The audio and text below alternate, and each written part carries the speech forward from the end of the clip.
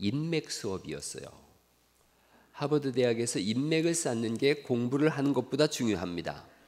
당신이 누구를 알고 있느냐가 당신이 누구인지보다 훨씬 중요하다는 거예요. 하버드 대학생들은 입학 첫날부터 자신의 인맥 네트워크를 구축하기 시작한다는 거예요. 집안 배경이 어떠하든 학교에서는 평등한 위치에 놓이니까 동일한 출발선에서 각자의 인맥을 찾아낸다는 거죠. 되게 중요한 인사이트를 얻었어요. 내가 누구인지보다 누구를 알고 있는 게 중요하다는 거예요. 그렇게 보면 우리가 예수님을 알고 있다는 거, 이거보다 좋은 은혜는 없어요. 예수님도 우리를 알고 계시지만 예배를 하면서 우리가 예수님을 알고 있어요. 이 우주에서 우리를 자신의 생명보다 더 사랑하시는 유일한 분이 계신다면 예수님이세요. 이회수라고 하는 분이 글을 잘 쓰지 얼마 전에 돌아가셨는데, 쓰러질 때마다 일어서면 그만이라고 하는 책에 몇 줄 아주 중요한 예수님의 사랑을 엿볼 수 있는 그런 글을 썼어요. 사랑은 접근 금지 표지판을 무시하는 것. 또는 이런 글도 있었어요. 가시가 있어도 굳게 끌어안고 싶어요. 그래서 제가 제일 가슴에 와닿던 글은 차라리 내가 시들고 너는 피어나기를. 가만히 보니까 예수님은 그렇게 하신 것 같아요. 오늘 우리가 읽은 이 13장을 다시 보시겠어요? 요한복음 13장 1절을 다시 한번 읽어보실까요? 같이 읽어보죠. 시작. 유월절 전에 예수께서 자기가 세상을 떠나 아버지께로 돌아가실 때가 이른 줄 아시고 세상에 있는 자기 사람들을 사랑하시되 끝까지 사랑하시니라 말씀하세요. 근데 이 본문이 언제냐면 유월절 전에라고 그렇게 딱 명시를 해놨어요. 유월절을 교회 생활하시는 분들은 금방 알 수 있어요. 출애굽할 때 양을 잡아서 인방은 이렇게 머리 부분을 인방이라 그래요. 설주는 옆에 기둥을 설주라 그래요. 문 인방과 설주에 양의 피를 발라요. 그래서 양의 피가 바른 집은 다 살았어요. 그 양의 피를 바르기 위해서는 양이 죽어야 됐는데 예수님 스스로가 유월절 양이 되셔서 피 흘리심으로 우리를 살리시겠다는 거예요.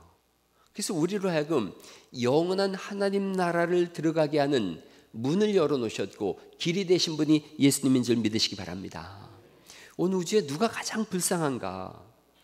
우리를 위하여 피 흘리신 그 예수님의 피가 그 심장이 없는 사람들이에요. 예수님을 못 믿는 사람들인 거예요.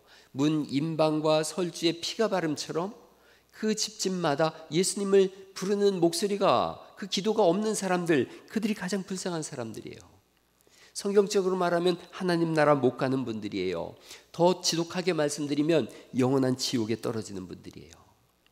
그래서 초등학교 다니기 전에 아버지가 전축을 샀어요. 그래서 전축에 교회도 안 다니고 하니까 맨날 듣던 노래들이 있었어요. 근데 아버지가 이렇게 친구들 불러서 이제 술판을 부르셨는데 제가 어릴 때 똘방똘방 졌어요. 그러니까 초등학교 1학년쯤 된 것 같은데 그 아버지 친구들이 용돈을 주면서 노래 한 곡 하라 그런 거예요. 노래 한 곡 하라고. 그래서 제가 늘 듣던 노래를 불러드렸는데 너무너무 좋아하셨어요.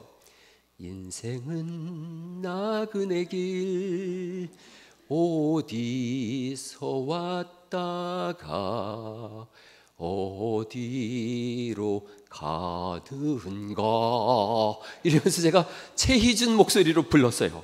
최희준 불렀어요. 그러면서 뒷부분이 구름이 흘러가듯 떠돌다 가는 길에 정일랑 두지 말라 미련이랑 두지 말라. 이 노래를 부르고 어른들이 막 깔깔거리고 웃었어요. 애가 그런 노래를 부르니까 얼마나 웃겼겠어요. 크면서 생각했어요. 이 노래는 웃을 노래가 아니구나. 이 노래는 깔깔거리고 웃을 노래가 아니라 어디서 왔다가 어디로 가는지도 모르는 인생, 이 얼마나 불쌍하고 비참한 인생인가. 예수님 믿고 살았어요. 인생이 어디서 왔다 어디로 가는가? 흙에서 왔다 흙으로 가는구나. 그러면 우리 영혼은 어디로 가는가? 성경 히브리서 9장 27절을 보니까 한 번 죽는 것은 사람에게 정하신 것이요 그 후에는 심판이 있다라고 말씀하세요. 심판이 있다. 요한계시록 20장을 봤어요. 요한계시록 20장 12절 말씀해 보니까 내가 보니 그 PPT가 안 되나요? 내가 보니 죽은 자들이 큰 자나 작은 자나 그 다음 거 한번 가봐요. 같이 한번 읽어보시죠. 시작. 또 내가 보니 죽은 자들이 큰 자나 작은 자나 그 보좌 앞에 서 있는데 책들이 펴 있고 그 또 다른 책이 펴졌으니 곧 생명책이라.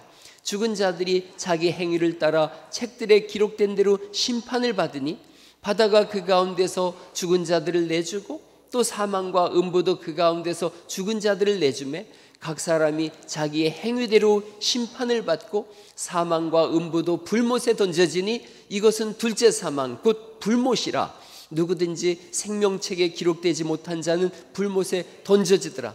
제가 저 파랗게 써진 글씨만 한번 읽어볼게요. 책이 있는데 그 책에는 자기의 살아온 삶이 다 기록되어 있다는 거예요. 그런데 또 다른 책이 펴졌는데 그 책은 생명책이에요.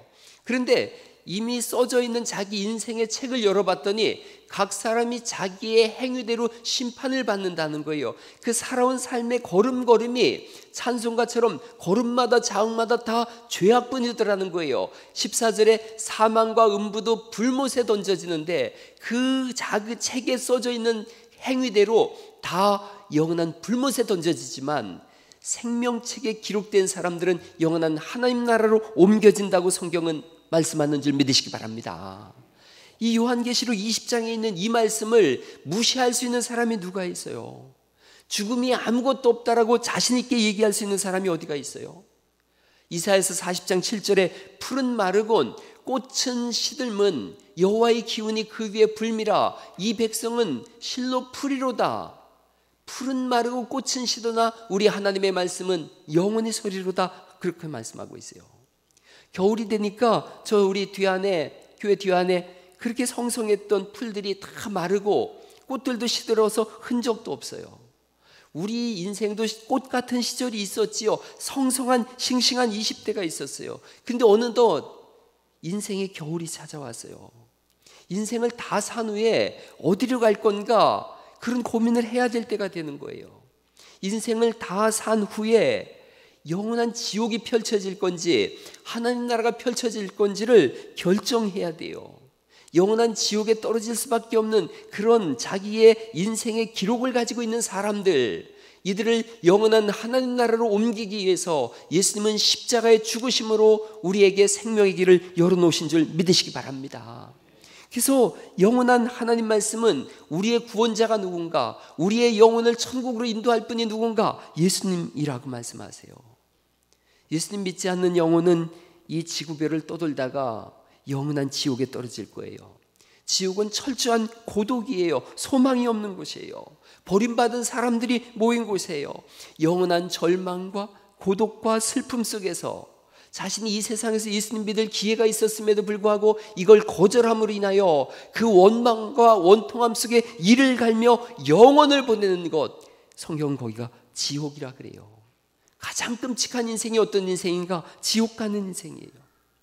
예수님은 자신을 믿고 신앙을 고백하는 사람들을 향해서 이렇게 말씀하세요. 내가 영원히 책임지겠다. 끝까지 사랑하신다라는 말씀은 다른 번역은 끝까지 책임지신다 이런 뜻이에요. 끝까지라는 이 헬라어 단어는 텔로스라는 단어를 썼어요. 이 텔로스라는 단어가 예수님께서 십자가에 죽으실 때 요한복음 19장에 있는 30절에 있는 말씀이에요. 다 이루었다라는 말씀과 똑같은 단어를 썼어요.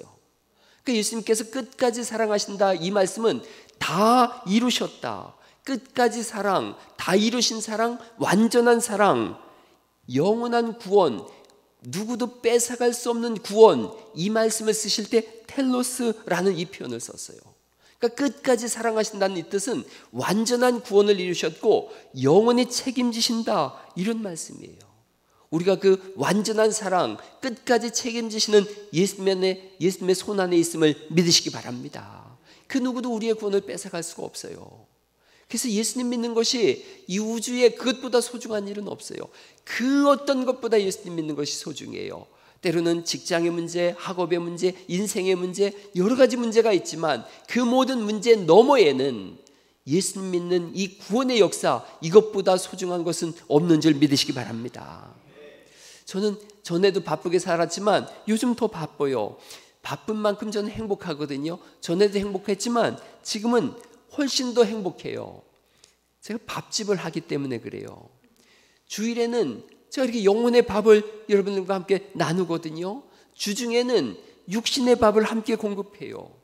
그런데 여러분 생각해 보세요. 제가 주중에 식당에 호흡밥상에 내려가서 하는 일이 있어요. 틈만 나면 그분들을 다 2층으로 모셔서 제가 차를 대접하고 복음을 전합니다. 보통 하루에 30명 정도 합니다. 많게 할 땐 30명, 적게 할 땐 10명 이렇게 합니다.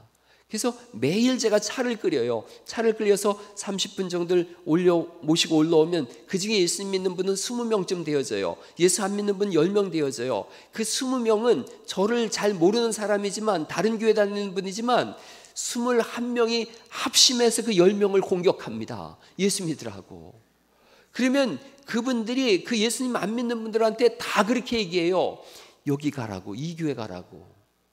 그래서 실제로 전도가 이루어지고 있어요.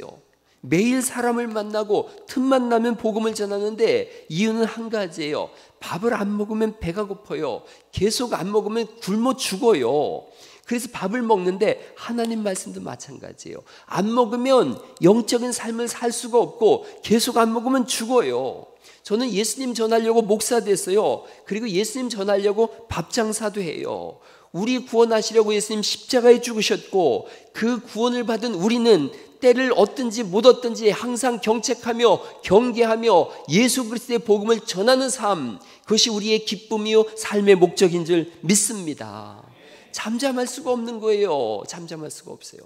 예수님이 우리를 어떻게 사랑하셨는지가 13장 1절을 다시 한번 보시겠어요? 13장의 2절이에요. 2절 말씀 제가 읽어볼게요. 마귀가 벌써 시몬의 아들 가룟 유다의 마음에 예수를 팔려는 생각을 넣었다 그랬는데 예수님께서 3절에 세족식을 하십니다. 세족식을 하시는데 4절 말씀을 같이 한번 읽어보시죠. 4절 시작. 겉옷을 벗고 수건을 가져다가 허리에 두르시고, 이런 내용이에요.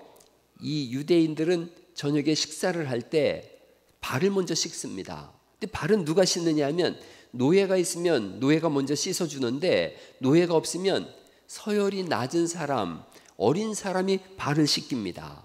신분이 낮은 사람부터 발을 이렇게 그 사람이 발을 씻기는데 제자들이 다 높은 척 하는 거예요. 근데 나는 수제자인데 뭐, 나는 처음 믿은 사람인데 뭐, 나는 재정 맡은 사람인데 뭐, 이러고 다들 높은 척하고 저녁을 먹어야 되는데 발을 씻겨주는 사람이 하나도 없는 거예요. 그때 예수님이 일어나세요. 그리고 예수님께서 제자들의 발을 씻겨주세요. 이 세족식에는 발을 씻겨주는 것 이상의 굉장히 깊은 의미를 가지고 있어요. 거기 4절을 다시 보시면 저녁 잡수시던 자리에서 일어나 겉옷을 벗고 그리고 수건을 가져다 허리에 두르시고 그러셨는데, 겉옷을 벗고라는 이 벗고가 헬라어를 제가 오늘 써서 죄송한데 티세미라는 표현이에요. 티세미는 내려놓다 이런 뜻인데 이게 요한복음에서는 딱 요런 때만 쓰였어요. 목숨을 버린다라는 말씀을 쓸 때만 이 티세메라는 표현을 썼어요. 목숨을 버린다. 그래서 요한복음 10장 11절에 나는 선한 목자라, 선한 목자는 양들을 위하여 목숨을 버리거니와, 이 버린다라는 말씀이 겉옷을 벗고라는 똑같은 단어를 썼어요. 15절에도 아버지께서 나를 아시고 내가 아버지를 아는 것 같으니 나는 양을 위하여 목숨을 버리노라. 17절에도 내가 목숨을 버리는 것은, 그러니까 겉옷을 벗었다라는 이 단어를 요한복음 저자는 독특하게 목숨을 버린다라는 그 단어를 쓰셨어요. 그러니까 지금 제자들이 세족식을 하시는 이 장면은 예수님께서 겉옷을 벗으신다는 표현을 통해서 예수님께서 제자들을 위하여 죽으신다라는 것을 우리에게 알려주고 계세요. 그런가 하면 수건을 가져다 허리에 두르시고 할 때 수건을 가져다가, 이 가져다라는 이 말씀은 람바노라는 표현인데 얻는다 이런 뜻이에요. 얻는다, 생명을 얻음 이럴 때 쓰여졌어요. 방송실이 오늘 왜 이렇게 나랑 사인이 안 맞을까? 내 얼굴을 비춰요 그냥. 버린다와 얻는다가 이렇게 쓰여졌어요. 요한복음 10장에서는 예수님께서 생명을 버린다, 이것이 겉옷을 벗고예요. 수건을 두른다, 이것은 생명을 얻는다 이런 뜻이에요. 그래서 요한복음 10장 17절에 나는 목숨을 버리는 것과 그것을 다시 얻기 위하여라고 말씀하세요. 이 말씀은 십자가와 부활이에요. 십자가와 부활을 상징하세요. 다시 한번 요한복음 13장 3절을 보세요. 저녁 먹는 중 요것이 마태, 마가, 누가복음엔 전부 성찬식을 말씀하세요. 성만찬을 말씀하세요. 그러니까 저녁을 먹는다는 건 지금 성만찬이 이루어지는 것이고, 세족식은 예수님과 함께 죽고 사는 것이기에 이건 세례를 의미해요. 세례식이에요. 그러니까 요한복음 13장의 내용은, 전체적인 그림은 성찬식과 세례식이에요. 여러분, 세례라는 게 뭐예요? 예수님과 함께 죽고 예수님과 함께 부활하는 거예요. 예수님과 함께 죽고 예수님과 다시 사는 거예요.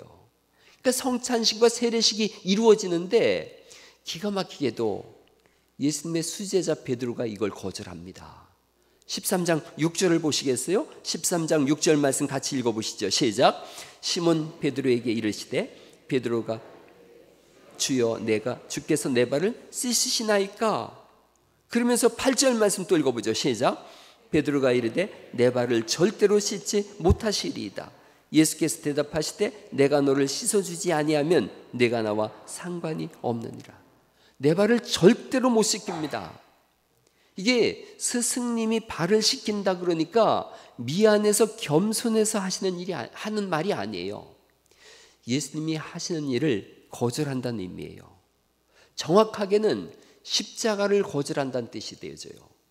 베드로는 이전에 그런 얘기 하지 않습니까? 예수님께서 내가 너희를 위하여 십자가를 지겠다 그랬더니 예수님을 향해서 격하게 반응해요. 항의해요. 절대로 그런 일이 일어나면 안 됩니다. 그러니까 예수님께서 사탄아 너희로 물러가라, 이 말씀을 하신 거 있지 않습니까? 지금 베드로가 경망스럽게 또 예수님의 십자가와 구원, 부활, 이것을 거절하고 있어요. 여러분, 그런데 13장 1절을 우리가 읽었지 않습니까? 예수님께서 제자들을 사랑하시되 끝까지 사랑하셨다고. 베드로는 거절해요. 예수님의 이 십자가 사건을 거절하지만 예수님의 구원 의지를 꺾을 수가 없는 거예요. 예수님이 포기하지 않으세요. 초두에 ESV의 글을 제가 읽어드렸어요. 사랑은 접근 금지 표지판을 무시하는 것. 자기 사람들을 사랑하실 때 끝까지 사랑하시니라. 도망갈 생각하지 마라. 예수님은 끝까지 사랑하시면서 그 발을 내밀으라고 하세요. 그 발 내밀어라. 여러분, 영원하신 하나님께서 끝까지 사랑하신다고 하는 이 사랑을 우리 쪽에서 멈출지 몰라도 예수님은 멈추지 않는 줄 믿으시기 바랍니다. 어린 시절에 정월 대보름날 지푸라기로다가 달걀 구름이 엮어가지고 달집을 만들어서 태웠어요. 저렇게 달집 태우는 거, 저런 거 해보셨어요? 또 이렇게 이거 쥐불놀이도 했어요. 저도 저거 돌리기 막 했어요. 근데 제가 어릴 때 형하고 했어요. 형이 10살 저보다 많은데 이거 막 돌리면서 소원 비르라 그러더라고요. 그래서 제가 초등학교 들어가기 전이라서 딱지 100장, 구슬 20개 그 소원 빌었던 거 기억나요.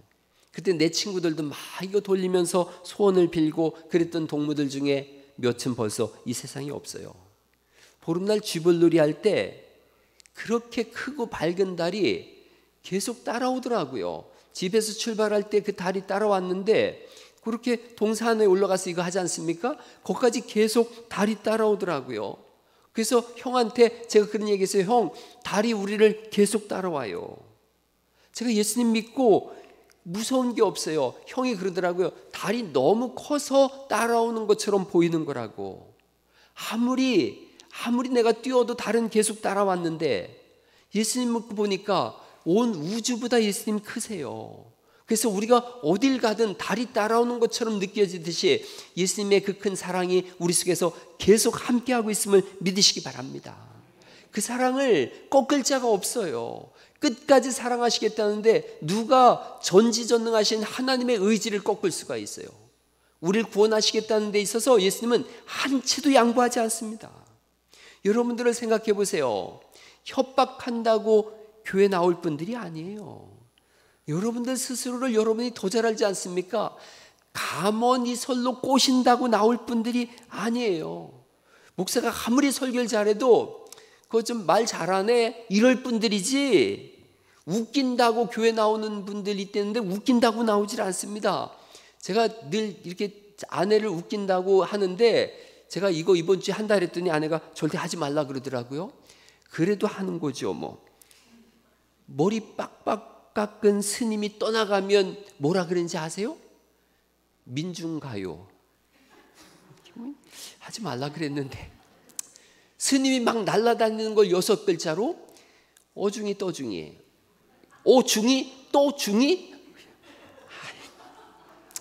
하지 말라 그랬는데 진짜 뭐 웃긴다고 여러분 예수님을 믿겠어요?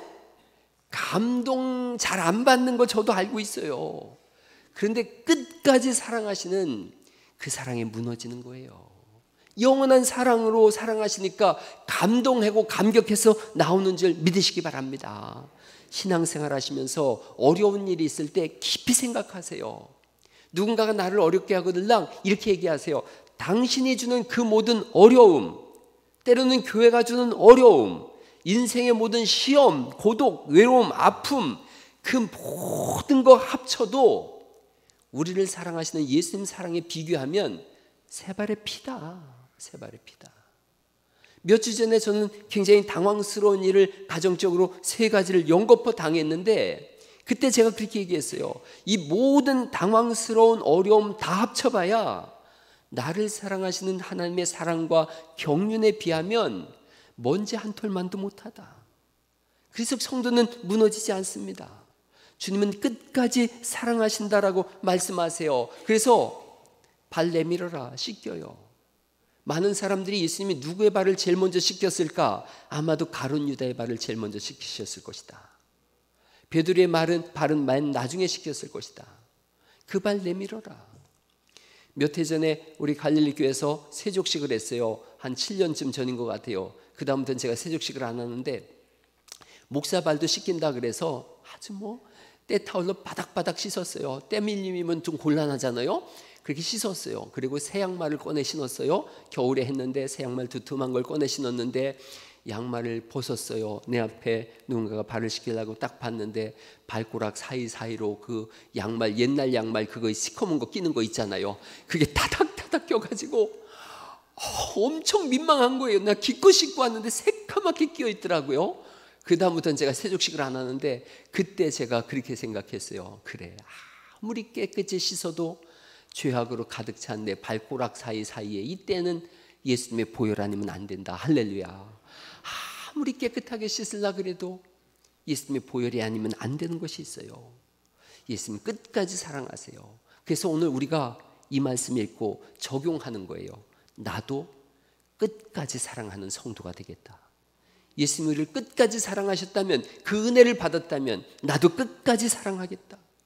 우리는 끝까지 사랑하시는 예수님 사랑에 감복해서 나왔으니까 이젠 우리가 결심할 때예요. 끝까지 사랑하는 것 포기하면 영혼은 갈 길을 잃어요.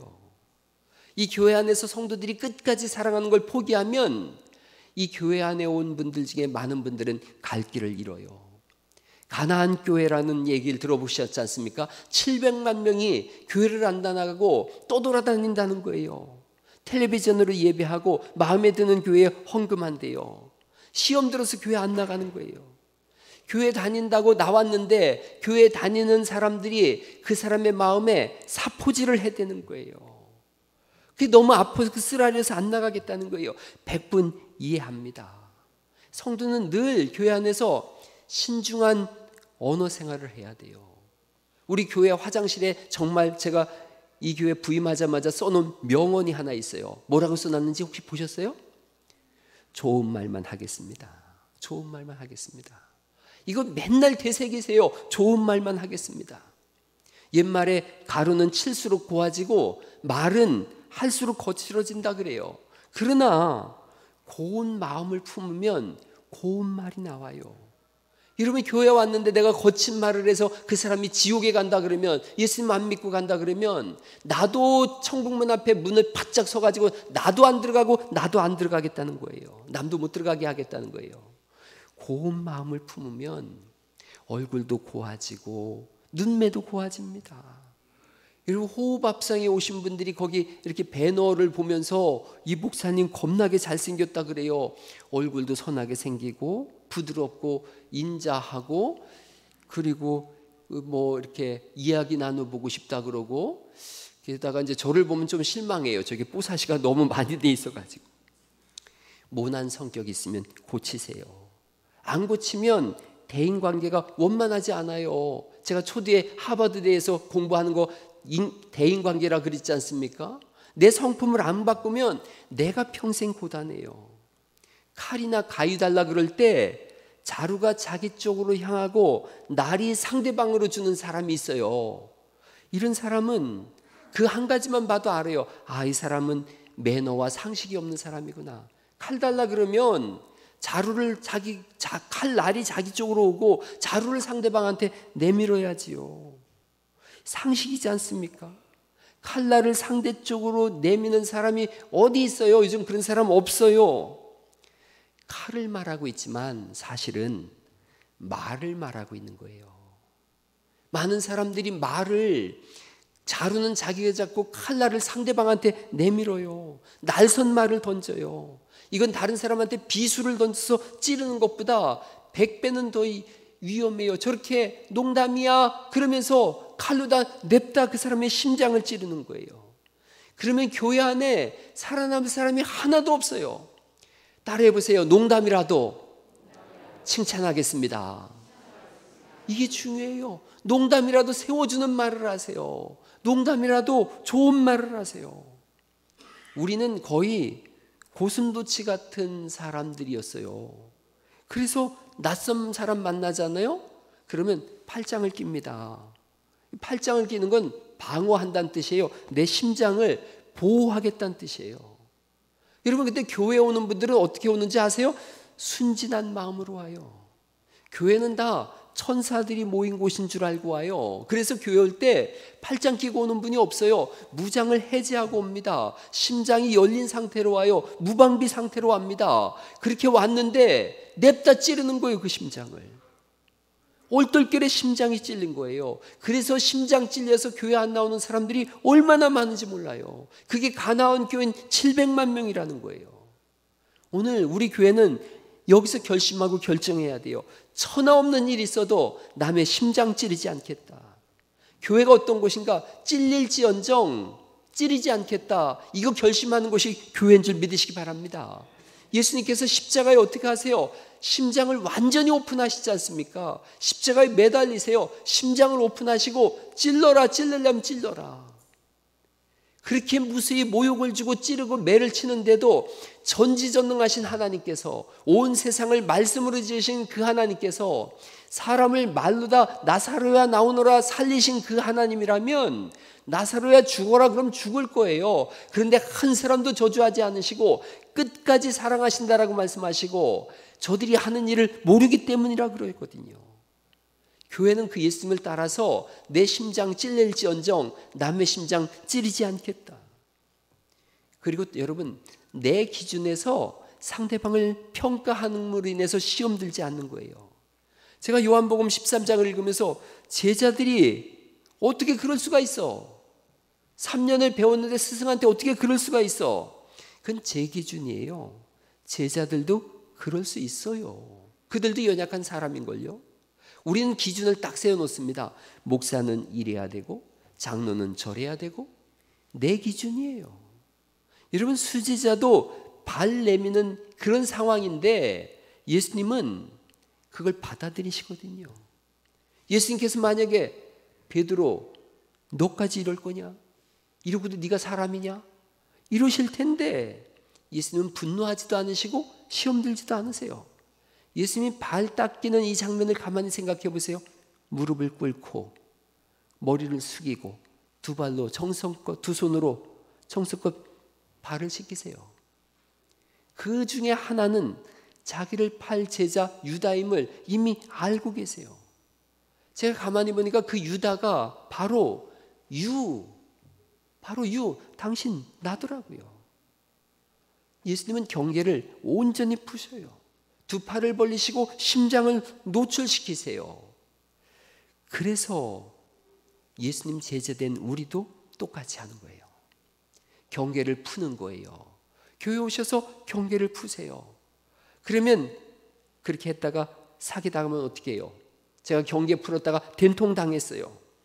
당하면 또 어때요 좀? 하나님이 책임지는 삶인걸요. 제가 전에 알려드렸어요. 제가 들은 최고의 명언이 있다고. 심술이 복을 못 이긴다. 심술이 복을 못 이긴다. 하나님은 복 주시는 그 복으로, 하나님 주시는 복으로 우리가 사는 줄 믿습니다. 누가 심술 부리고 사기치고 그래도 심술 부리고 사기친 사람은 망했지만 사기당하고 그 심술 당한 그 사람은 안 망하더라고요. 하나님이 복을 거두가시면 그게 망하는 거예요. 하나님 저에게 복을 주세요라고 기도하시고 다 개방하세요. 그래야 세상도 교회를 믿어줘요. 교회 다니는 사람들 완전 뺀질이에요. 우리 목사는 교회가 얼마나 많은지 손해를 안 봐요. 이게 칭찬 아니에요. 우리 목사 바보 같아요. 바보 같아요. 늘 당해요. 그게 칭찬이에요. 교회 직분자들 어떤 사람인가? 당하기로 작정한 사람들이에요. 교회에서 직분 받고 서약할 때 그 무슨 서약 내용은 딱 한 가지인 거예요. 하나님, 저는 오늘부터 당하기로 작정했습니다. 제발 당하고 사세요. 직분자들 절대로 똑똑하게 살지 마세요. 당하고 사시고 바보처럼 사세요. 숫소가 암소 발발 보고서 하는 말이 뭐예요? 암소 쏘리. 뭐예요? 엄청 당했어요. 그럴 때 암소 쏘리. 그리고 웃으면서 바보처럼 사세요. 그러면 사람들이 알아요. 저분 보통 분이 아니구나. 그리고 그게 그 교회의 수준이에요. 우리 교회 기준을 다시 세우세요. 당하고 살겠다. 또 한 가지, 신앙생활 하시면서 여러분 이거 꼭 기억하세요. 교회가 어떤 곳인가? 천사들이 모인 곳이 아니에요. 지지고 뽑고 싸우고 상처 주고 상처받는 곳이에요. 그 어려운 가운데서 기도하고 용서하고 용서받으려고 몸부림치고 그런 일들을 겪으면서 점점 더 예수님 닮아가는 곳이, 그곳이 교회예요. 사랑하기 어려운 사람을 사랑하고 이해할 수 없는 사람을 이해해가는 공부를 어디서 하는가? 교회에서 하는 거예요. 교회는 원래 시끄러운 곳이에요. 교회는 상처받는 곳이에요. 여기서 상처받으면서 예수님 닮아가는 거예요. 섬기기 어려운 인간을 보면서 섬김의 도리를 배우는 것이 교회예요. 사랑하기 어려운 원수를 사랑하면서 예수님 닮아가는 것이 교회예요. 그래서 날마다 죽는 거예요. 죽지 않고는 이게 안 되니까 나는 날마다 죽노라, 이 고백을 하는 것이 교회예요. 이제 말씀을 정리해 보려고 그래요. 예수님께서 영원한 사랑으로 너희를 사랑한다. 내가 너의 발을 씻겨주지 않으면 너는 나와 상관이 없다. 베드로는 발을 내밀게 되어지고, 그리고 예수님은 끝까지 사랑하세요. 독일의 신학자 칼 바르트가 한 유명한 말이 있어요. God loves, 하나님의 사랑은 God's love does not find, 발견하는 사랑이 아니라는 거예요. Is object but creates it. 하나님의 사랑은 발견하는 사랑이 아니라 찾아내는 사랑이 아니라 창조해서 사랑한다는 거예요. 하나님은 대상을 찾는 게 아니라 창조한다는 거예요. 그래서 사랑하신대요. 우리가 이거 잘라서 사랑하고 저거 해서 사랑하고 그런 거 아니에요. 사랑받을 만한 자가 아니에요. 그런데 사랑하셔서 사랑받을 만한 자로 창조해내세요. 세족식이 그 절정이에요. 시작할 때 그런 말씀드렸어요. 가시가 있어도 굳게 끌어안고 싶어요. 차라리 내가 시들고 너는 피어나기를. 예수님 그렇게 하셨어요. 그리고 우리에게 그렇게 하라고 하시니 오늘부터 신앙의 기준을 그렇게 세워가는 은혜가 있기를 예수님의 이름으로 축원합니다.